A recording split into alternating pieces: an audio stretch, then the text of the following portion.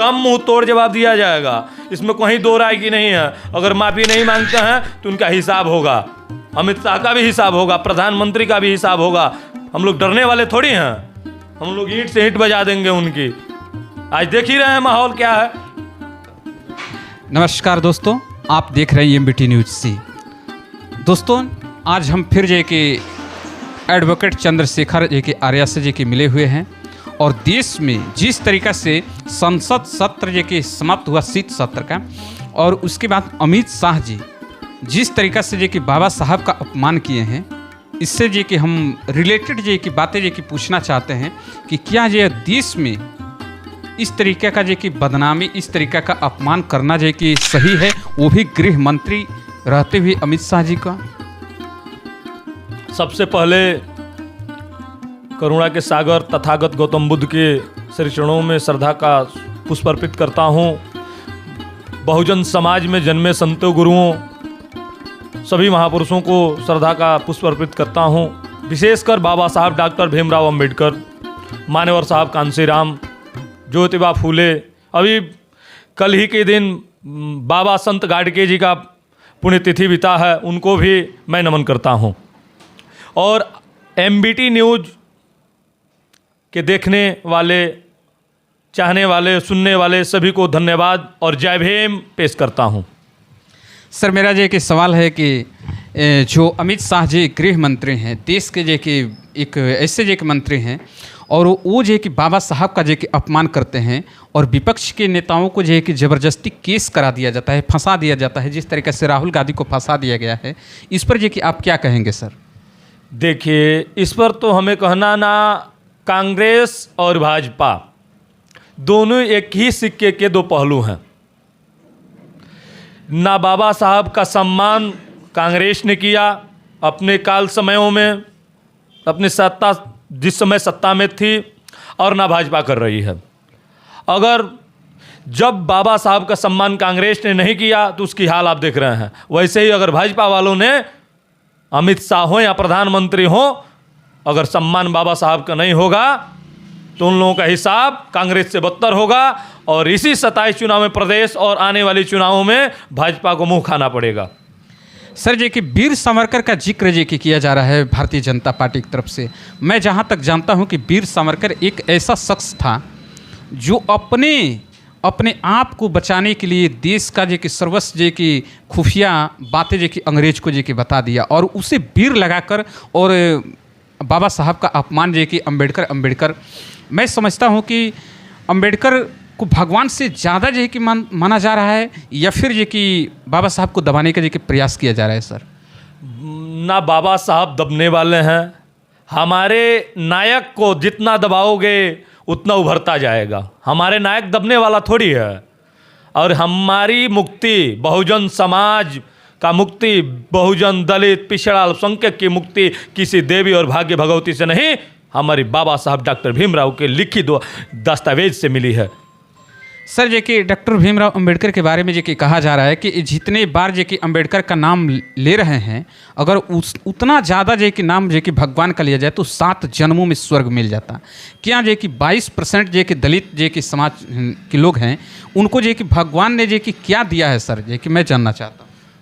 भगवान ने दिया है गुलामी, अस्पृश्यता, छुआछूत, अंधविश्वास, आडंबर, डर और भय, भूख, और कुछ नहीं दिया है। और जो दिया है वो बहुजनों के भगवान, पिछड़ों के भगवान बाबा साहब डॉक्टर भीमराव अंबेडकर ने दिया है। और किसी के पास कहाँ कुछ देने के लिए है ही जो हमको और आपको देगा।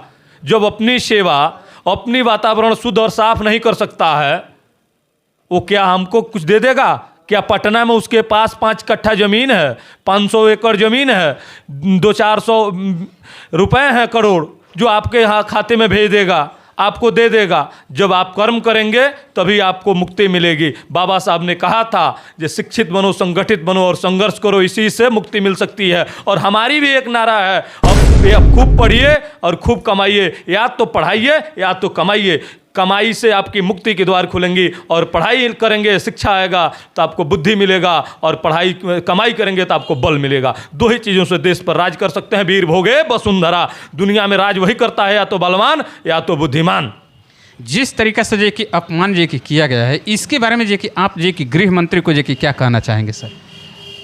माननीय गृह मंत्री अमित शाह जी को ऐसे औचित मानसिकता की बातें नहीं बोलनी चाहिए बाबा साहब को। अगर उन्होंने ऐसा बोला है, चल रहा है, देखा जा रहा है, सुना जा रहा है, मैं उसकी कड़ी निंदा और विरोध करता हूं। और कभी भी उनको पूरे बहुजन समाज, पूरा हिंदुस्तान अमित शाह को माफ़ नहीं करेगा। अमित शाह को चाहिए कि बाबा साहब से माफ़ी मांगें और पूरे समाज के सामने आकर माफ़ी मांगें, नहीं तो उनके खिलाफ आंदोलन से हम लोग बाध्य होंगे। अभी हमारी बहन कुमारी मायावती और तमाम विपक्ष के नेताओं ने राजनीति कर रही हैं, लेकिन अगर बाबा साहब का मुख्यतः सम्मान देने का काम किए हैं तो है बहन कुमारी मायावती और बहुजन समाज के लोग ने सम्मान देने का काम किया, और दूसरा कोई सम्मान देने का काम नहीं करता है। सर जी कि ऐसे में जी कि देखा जा रहा है अभी फ़िलहाल प्रेजेंट टाइम में कि बाबा साहब का अपमान जो है कि अमित शाह जी करते हैं और उस पर जो है कि नरेंद्र मोदी जी खामोश हैं, और जो कि एक्चुअली जो कि कांग्रेस और जो कि भारतीय जनता पार्टी दोनों आपस में जो कि लड़ रही है।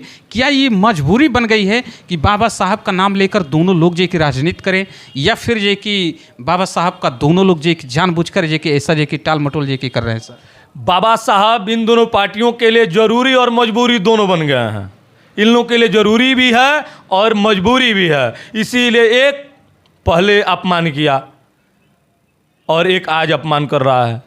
पहले ही आपको बता दिए कि दोनों एक ही सिक्के के पहलू हैं। ये कभी बाबा साहब के सम्मान के बारे में सोच ही नहीं सकते, केवल अपमान ही करते हैं। तो अपमान अब दलित, पिछड़ा, अल्पसंख्यक, बहुजन समाज, मूल निवासी यहाँ का अपने बाबा साहब का अपमान नहीं सहेगा। और इनका गृह मंत्री हो या चाहे प्रधानमंत्री हो या कोई भी हो, उनका हिसाब किया जाएगा। मुंह तोड़ जवाब देने के लिए कि आप लोग तैयार हैं? सर, एकदम मुंह तोड़ जवाब दिया जाएगा, इसमें कहीं दो राय की नहीं है। अगर माफ़ी नहीं मांगते हैं तो उनका हिसाब होगा, अमित शाह का भी हिसाब होगा, प्रधानमंत्री का भी हिसाब होगा।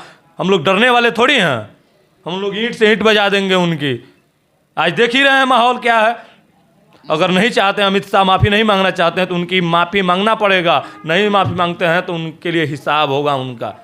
25 तारीख को भीम सेना नवाब सतपाल तंवर की तरफ से जो कि अल्टीमेटम दिया गया है कि 25 तारीख के अंदर जो कि अगर गृह मंत्री माफ़ी नहीं मांगते हैं तो फिर जिस तरीक़ा से मनुस्मृति दहन 25 दिसंबर को जो कि मनाया जाता है, कुछ भयंकर जो कि होने वाला जो कि है, इसके बारे में जो कि आप क्या कहेंगे भीम सेना के तरफ से सपोर्ट में? बड़े भाई नवाब सतपाल तंवर जी बहुत अच्छे बहुजन समाज के नेता हैं, और बहन कुमारी मायावती भी 24 तारीख को, बड़े भाई सतपाल तंवर भी कहे हैं 25 तारीख को। ऐसे भी जितने भी बहुजन समाज में अपने आप को नेता मानते हैं या बहुजन समाज, बहुजन विचार को फॉलो करते हैं, वो लोग सभी लोग रोड पे आएंगे। अब उनका हिसाब करेंगे अमित शाह का, अगर उन्होंने माफ़ी नहीं मांगते हैं तो। वीर सावरकर के बारे में जो कि आप क्या कहना चाहेंगे? सर, अरे भाई, वीर वार छोड़ दो, वीर कौन था क्या नहीं था, वीर वार छोड़ो, कौन वीर था उसके बारे में हम कुछ ना जानते हैं ना उसके बारे में हम कुछ बोलना चाह रहे हैं। वीर कौन, किसको वीर कहते हैं भाई? जो अपने खुफिया बातों, अपने देश की गतिविधियों के बारे में दूसरे को बताए उसको वीर कहते हैं। ऐसे नामर्द नपुंसक लोगों के बारे में हम नहीं जानते हैं कुछ। सर जो कि मेरा जो कि यह कहना है कि जिस तरीक़ा से लोगों को बरगला करके और बार बार एक ही ट्रैक पर जो कि लाया जा रहा है, किसी तरीक़े से घुमाकर एक ही ट्रैक पे लाया जा रहा है। कांग्रेस जो कि ईवीएम पे जो कि कुछ बात नहीं करती, किसी तरीक़े से घुमाकर जो कि जातिवाद जो कि हिंसा पर जो कि लेके आ जा रही है।